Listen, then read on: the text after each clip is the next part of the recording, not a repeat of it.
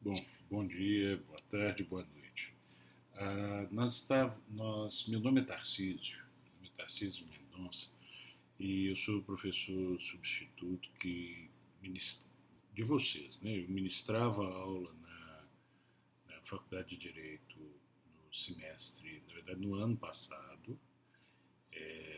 Esse, esse agora seria o meu segundo semestre na universidade, e aí veio a pandemia. Ah, o contrato é um contrato de um ano que pode ser renovado por mais um ano. E eu não comecei o semestre com vocês porque a faculdade tem ou teria de promover a renovação do contrato. O departamento fez todo o possível para que essa renovação acontecesse o mais rápido e o mais célere, de forma mais célere possível, para que isso não gerasse qualquer tipo de prejuízo para vocês. O pessoal do departamento de pessoal da universidade também trabalhou da forma mais rápida possível. Só que veio uma pandemia no meio do caminho, e essa pandemia atrasou um pouco, na verdade atrasou bem, a vigência do contrato. Eu assinei o contrato ontem, no período da tarde, recebi a confirmação por e-mail de que a assinatura foi recebida no departamento de pessoal, e agora falta só trâmites burocráticos, mas com a assinatura do contrato eu já posso começar a trabalhar com vocês. Embora vocês não tenham tido prejuízo, porque a professora Ana Paula veio tocando o semestre com muita competência até então. E ela vai continuar conosco. O trabalho que eu vou realizar com vocês é um trabalho em conjunto com ela, para que não haja nenhuma ruptura, nenhum corte do trabalho que já vem sendo feito com vocês. Eu conversando com ela ontem, nós optamos por continuar usando o canal do YouTube dela, que parece estar tá funcionando muito bem. Então eu vou gravando as aulas, enviando para ela. Ela vai disponibilizar no canal do YouTube dela, para que vocês não tenham que alterar nada do hábito que vocês já formaram até então para o acompanhamento das aulas de penal. O próximo passo meu agora é buscar no suporte da informática. Já fiz isso ontem mesmo. A assinatura do contrato foi 15 para as 2 e pouquinho eu mandei o e-mail para o suporte de informática pedindo perguntando como eu faço para ter acesso ao Teams e como eu faço para juntar vocês ao Moodle. Eu tenho o Moodle, mas eu não tenho ainda a sua turma atrelada ao Moodle. Eu nem podia pedir isso antes, porque dependíamos, ou tudo estava travado pela assinatura do contrato. O pessoal do departamento de pessoal da UFMG foi extremamente atencioso, e eles estão com uma sobrecarga de trabalho, por certo, em razão de tudo isso que nós estamos vivendo, mas foi muito atencioso. Na medida do possível, resolveu tudo rápido. Então, eu peço com isso as desculpas por não estar com vocês desde o início do semestre, e vamos agora tentar fazer o melhor trabalho possível a partir do bom trabalho que a professora Ana Paula já iniciou com vocês. Bom, ela me disse que o que estava reservado, o que estava programado para a aula de hoje, falarmos sobre crime contra a saúde pública. E são os crimes contra a saúde pública que havia combinado com ela de passar, seria o epidemia, infração à medida sanitária preventiva e omissão de notificação de doença. Vocês vão pensar, mas Tarcísio, você vai tratar ou você vai cuidar de cada um dos tipos penais referentes ou tratados no Código Penal até o artigo 359? vamos tentar passar por quase todos. Agora, é possível que algum você salte? É possível. É possível que algum você dê pouca importância? Também é. E vou explicar por quê. Olha só, você vai dar a mesma relevância ao crime de poluição de água potável e ao crime de estupro? Você vai dar a mesma relevância ao crime de poluição de água potável, ao crime de peculato? Olha, o segundo, você vai, na sua vida profissional, vê-lo à torta e à direita. O primeiro, provavelmente, você vai terminar a sua vida sem ter um processo na mão que fale sobre corromper ou poluir água potável de uso comum ou particular. Então, a divisão ou a ênfase que se dá na matéria de Direito Penal 4, e acredito que foi a mesma coisa no Direito Penal 3, seria os tipos penais que têm maior importância. Que têm maior importância ou porque tem maior incidência prática, ou porque tem uma questão técnica, uma questão jurídica de relevo. Te dou um exemplo. Imagine que você pense no crime de violação de correspondência. É um crime importante do ponto de vista prático? Não. Eu nunca peguei eu sou advogado, nunca passou pela minha frente um procedimento de violação de correspondência. Agora, eu falo de violação de correspondência quando dou aula de Penal 3? Sim, muito. Sabe por causa de quê?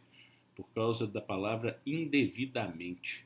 Devassar indevidamente correspondência fechada dirigida a outra. O indevidamente consiste num elemento normativo especial ou elemento de valoração global. Ele, ao contrário dos outros elementos normativos, eles trazem para dentro da tipicidade toda a análise da ilicitude do fato. Eles esgotam no tipo a avaliação da ilicitude. Por quê? Se eu estou agindo indevidamente, é claro que eu não estou, então, atuando amparado por uma causa de exclusão da ilicitude, qualquer que seja ela, porque se eu ajo em legítima defesa, a devassa não é indevida. Se eu acho em estado de necessidade, a devassa não é indevida. Se eu ajo em estrito cumprimento do dever legal, o exercício regular de direito, mais uma vez, a devassa não é indevida. Ora, outros temas importantes, outra expressão que também significa um elemento de valoração global, justa causa. Então, veja, são tipos penais.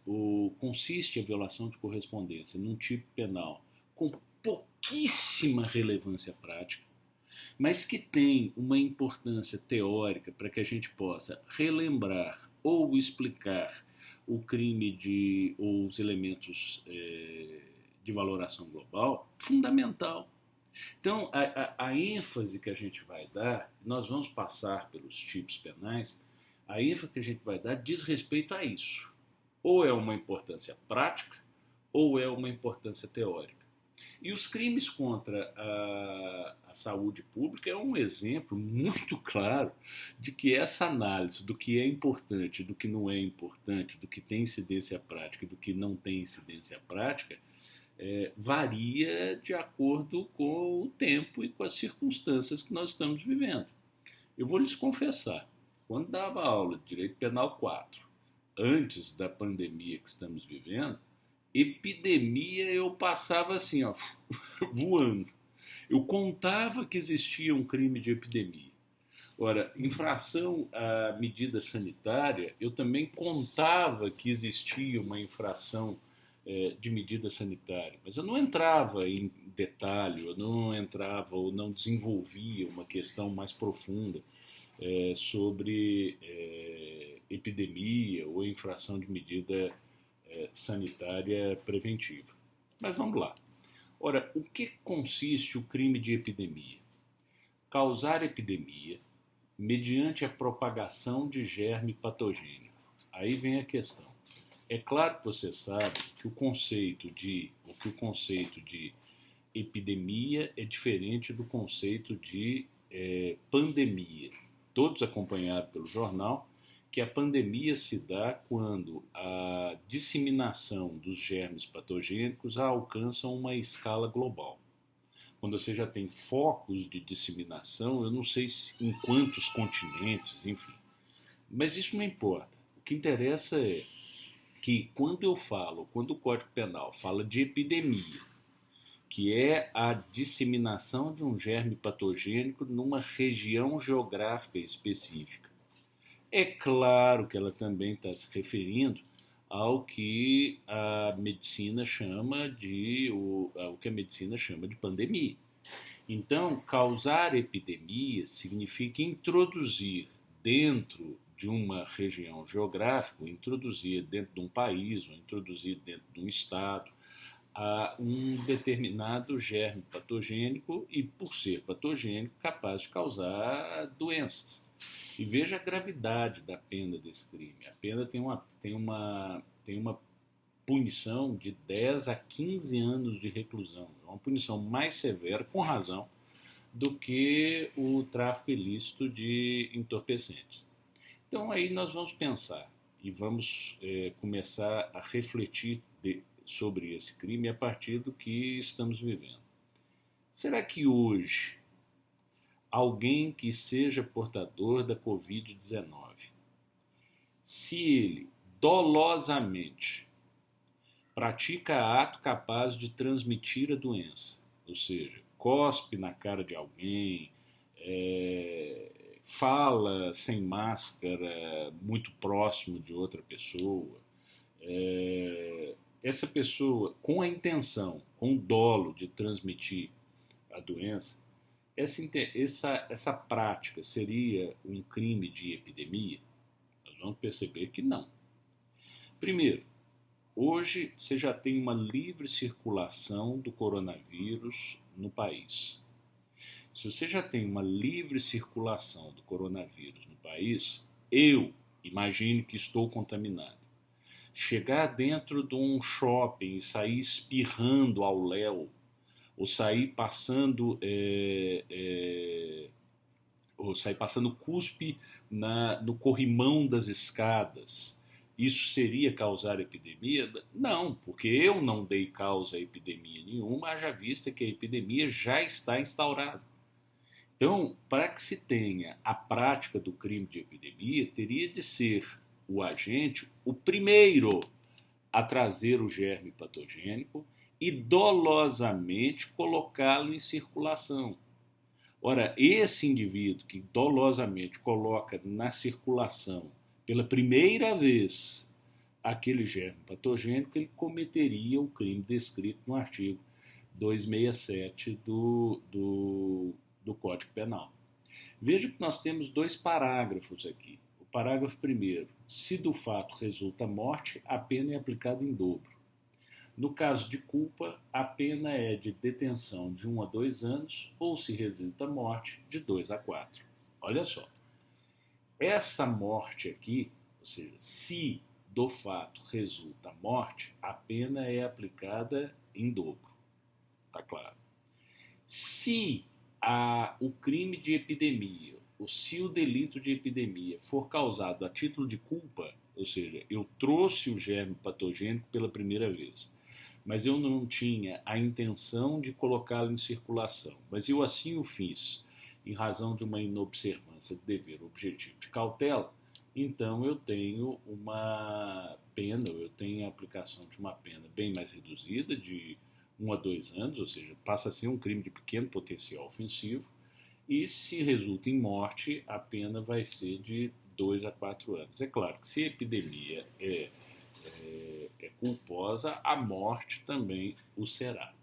Olha, veja a seguinte, e esse é um tipo penal bastante interessante. Interessante por quê? Porque suscita o problema das leis penais em branco. Infringir determinação do poder público, destinada a impedir a introdução ou propagação de doença contagiosa. Olha só, uma coisa é trazer o germe patogênico, pela primeira vez dentro de uma unidade ou dentro de um espaço territorial. Outra coisa completamente diferente é este germe já está instaurado ou já está em circulação e você infringir uma determinação do poder público e essa determinação tem de ser tendente a impedir introdução ou propagação de doença contagiosa. Então vamos lá. Que determinação de poder público pode ser essa? Ou seja, qual que é ou qual que seria a... Que norma seria essa que poderia ser violada, levando ao cometimento do artigo 268? Olha, primeira coisa a saber é que o artigo 268 é uma lei penal em branco. Diga-se de passagem, é daquelas leis penais em branco tautológicas. O que é isso? É crime violar uma determinada proibição. Qual proibição? Você vai ter que ver lá. Então, ela não traz nenhum elemento, nenhuma definição legal no texto da lei. Para você conhecer a integralidade do conteúdo da conduta proibida, você vai ter que conhecer a norma de complementação. Então, lembra bem, lei penal em branco, eu tenho uma estrutura que é estabelecida por meio de uma lei ordinária ou complementar federal com qualquer outro crime, e eu tenho um espaço em branco que é complementado por meio de uma norma de complementação. Bom, essa estrutura, esta norma penal, ou essa lei penal, que é posta pela Lei Ordinária Complementar Federal, às vezes ela tem um espaço em branco pequeno, às vezes ela tem um espaço em branco imenso. Vamos lá. Existe um crime, está lá no 236, que é causar erro essencial ou ocultar impedimento para o casamento. Veja, provocar erro essencial ou ocultar impedimento para o casamento. Qual que é o espaço em branco? Impedimento. Impedimento para o casamento, quais são eles? Não sei. Você só vai conseguir descobrir quais são os impedimentos para o casamento se você for buscá-lo lá no artigo 1521 do Código Civil. É uma lei penal em branco. Ora, infringir determinação do poder público destinada a impedir a introdução ou propagação de doença contagiosa. Qual que é a determinação? Não sei. O que eu não posso fazer? Não sei. Só quando eu conhecer a norma de complementação é que eu vou, então, conhecer a integralidade da conduta proibida, ou qual é o sentido da conduta proibida. Bom, vamos pensar em Belo Horizonte para a gente ter um exemplo mais claro. O prefeito municipal estabeleceu a seguinte determinação por decreto. Nos espaços públicos você deve usar máscara. Qual que é a razão disso? A razão disso é muito clara. Consiste em impedir a propagação de doença contagiosa.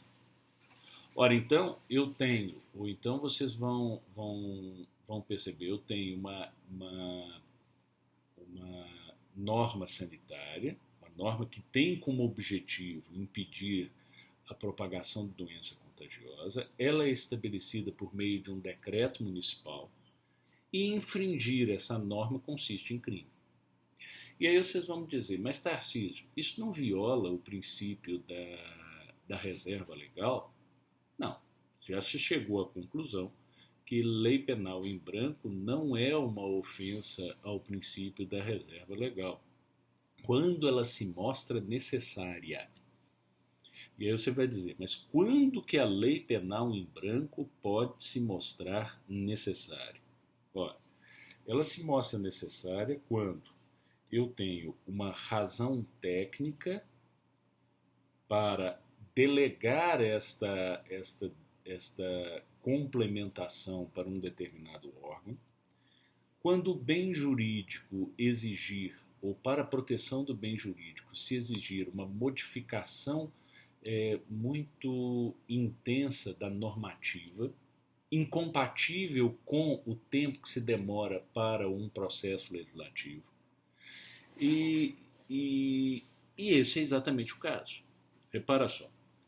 Imaginem que, ou vamos imaginar o seguinte, a situação em Belo Horizonte é a mesma situação epidemiológica, por exemplo, da cidade de Resende Costa, no interior de Minas? Não.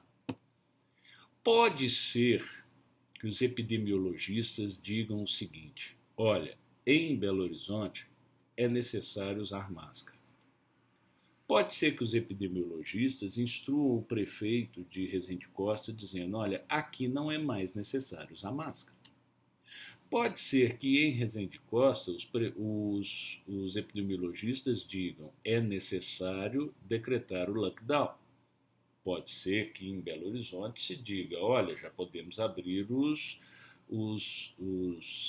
bares e não precisa mais usar máscara. Ou seja, são situações que exigem uma análise técnica, essas situações são extremamente mutáveis, e essa análise técnica e essa mutabilidade é fundamental para a melhor proteção do bem jurídico, qual seja a saúde pública. Imagina se você tiver de levar ao Congresso Nacional a informação das cidades que precisam de máscara. E aí você aprova uma alteração legislativa dizendo: é obrigatório o uso de máscara. Um parágrafo primeiro ao artigo 268. É obrigatório o uso de máscara em razão da pandemia de Covid, do coronavírus, nas cidades de. E aí descreve todos os municípios brasileiros que precisam de máscara. Amanhã tem um que tem que sair da lista, o outro que tem que entrar, você precisa alterar essa lista. E um novo processo legislativo. Ora, até entrar a primeira lista de cidades, a pandemia do novo coronavírus já acabou. Então, veja, eu preciso de uma resposta rápida, eu preciso de uma resposta técnica. Para isso existe lei penal em branco. O legislador, sabendo disso, delega a um outro órgão, a um outro ente da federação, a capacidade de descrever ou de complementar o conteúdo da conduta proibida. Posso te dar outro exemplo. O crime de entorpecentes. Trazer consigo, ter em depósito droga. O que é droga? Se você for olhar o artigo 33 da Lei 11.343, você não vai encontrar nada dizendo o que é droga. Para você encontrar o que é droga, você vai ter que procurar lá na portaria 344 da Secretaria de Vigilância Sanitária. Por quê? Porque saber o que é droga exige um conhecimento técnico. São os técnicos do Ministério da Saúde que vai dizer qual substância deve ser controlada ou proibida como a melhor forma de atender à política de saúde pública do Ministério. E isso pode mudar da noite para o dia. Você pode chegar a uma droga, uma substância nova que causa dependência e é devastador. Se você for esperar aprovar uma nova lei para incluir numa lei ordinária federal aquela substância, já foi vendida a Deus dará e sem qualquer tipo de possibilidade de proibição ou de punição. Então, por esta razão, o Congresso delegou aos técnicos do Ministério da Saúde dizer aquilo que é droga. Assim como o 268 delega aos órgãos da saúde pública, federal, estadual, municipal, por vezes ao próprio prefeito, a possibilidade de dizer quais são as medidas sanitárias necessárias a impedir a propagação de um germe patogênico naquela região, quando falamos do estado, e às vezes naquela localidade. Então não é verdade a afirmação de que a norma penal não tem nenhuma contribuição de estado e de município. Tem, porque os estados e municípios podem editar normas de complementação de lei penal em branco, quando necessária a melhor proteção do bem jurídico penalmente tutelado. E isso, mais uma vez, não viola a ideia de legalidade por um outro motivo. Ora, quando eu tenho os estados e os municípios complementando normas, leis penais em branco, eu tenho os estados e municípios se aproximando ou se aproximando da legislação ou contribuindo para a criação da legislação penal, e isso presta homenagem ao princípio federalista. Olha, veja, imagine o seguinte, vamos imaginar que eu tenho a contravenção de perturbação do sossego. A perturbação do sossego, ela tem uma das hipóteses lá, que é praticar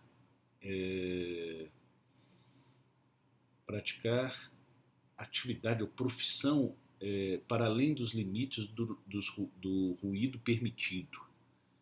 Onde é que eu vou saber os decibéis que eu posso, ou o máximo de decibéis que eu posso praticar, ou que eu posso emitir no exercício da minha profissão, por exemplo, na construção civil? Na lei do silêncio.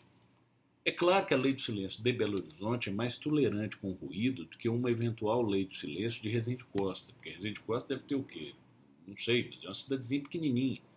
É claro que a lei do silêncio de São Paulo é mais tolerante do que a lei do silêncio de Tiradentes, na cidade do interior de Minas. Ora, e é para ser diferente. Imagine se o Congresso Nacional, se Brasília dissesse qual é o limite de ruídos e passasse uma régua no país inteiro. Isso seria muito para Resende Costa e, por vezes, pouco para São Paulo. Por isso eu tenho a possibilidade de delegar a entes da federação a complementação de lei penal em branco, e isso faz com que a norma penal se adeque às diferenças dos diversos, ou que se adeque às diferenças das mais diversas regiões e das mais diversas localidades. Bom, então, vocês vão me dizer, Tarcísio, é crime andar sem máscara pela cidade de Belo Horizonte?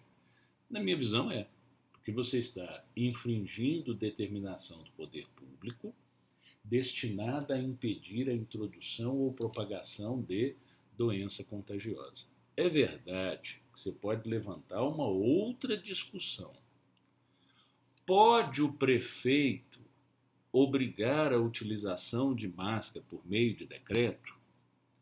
Pode um prefeito proibir a realização de festas dentro de condomínios particulares? Ou seja, você tem aí questões de competência e de constitucionalidade desses decretos que fogem à discussão penal. A lei penal em branco vai partir da seguinte premissa: a norma de complementação é constitucional. Se ela é constitucional, ela integra a lei penal em branco, fazendo com que a descrição da conduta proibida seja clara e taxativa. Agora, se essa norma de complementação é inconstitucional, porque o prefeito invadiu competência de outro ente da federação, ou porque o seu decreto violou algum direito fundamental, aí você vai concluir: a norma de complementação não é constitucional, logo não pode ter efeito qualquer, nem na esfera administrativa, nem muito menos na esfera criminal. Agora você vai me perguntar, você acha que é constitucional a obrigatoriedade do uso de máscaras ou a proibição de festas em condomínios por meio de decretos municipais? Não sei. Eu não tenho conhecimento de direito administrativo, nem sou versado em direito administrativo e constitucional para emitir um juízo de valor sobre isso. O que eu posso lhes dizer é: se a norma de complementação é constitucional e nós trabalhamos a partir dessa conclusão, ela é constitucional, então ela integra a lei penal, tornando-a taxativa, clara e descrevendo uma conduta precisa. Não sei se consegui ser claro e sugeriria que vocês, nessa semana, estudasse ou desse uma olhada em epidemia, infração de medida sanitária preventiva e, de preferência, que buscasse conhecer, que buscasse estudar um pouco mais sobre lei penal em branco. Acho que a parte especial ela é importante não pela parte especial, mas porque ela nos permite relembrar e aplicar conceitos que são próprios da parte geral. E hoje nós aplicamos o quê? Nós aplicamos o conceito de lei penal em branco. Eu vou conversar com a professora Ana Paula, e esse é só o nosso primeiro vídeo, virão outros, e aí as coisas já vão ter entrado no eixo. Como é que a gente faz para indicação de textos para que vocês possam lê-los? Eu vou indicar um texto sobre a epidemia e a infração de medida sanitária preventiva, que vocês encontram na internet com facilidade, mas eu vou conversar com a professora Ana Paula com isso, e vou indicar também leituras complementares sobre lei penal em branco. Acho que é muito interessante que vocês aprofundem um pouco nessa matéria que vocês já viram lá na parte geral, mas que vai ser também necessário quando a gente estiver falando de omissão de notificação de doença, que é uma outra hipótese de lei penal em branco, só que aqui mais interessante, porque ela é complementada em parte por um documento internacional. E no nosso próximo encontro nós vamos verificar se é possível um documento internacional complementar lei penal em branco. Mas com isso, então, foi um prazer conhecê-los. Mais uma vez, peço desculpas pela demora em assumir a turma, mas não é responsabilidade nem do departamento, nem do departamento de Direito Penal e nem do departamento de pessoal da UFMG. A culpa, lamentavelmente, é do coronavírus, que atrasou essa renovação do contrato. Bom, espero ter sido claro. Nós vamos nos adaptando a essas aulas por vídeo e bons estudos nessa semana que se inicia. Um abraço, tchau.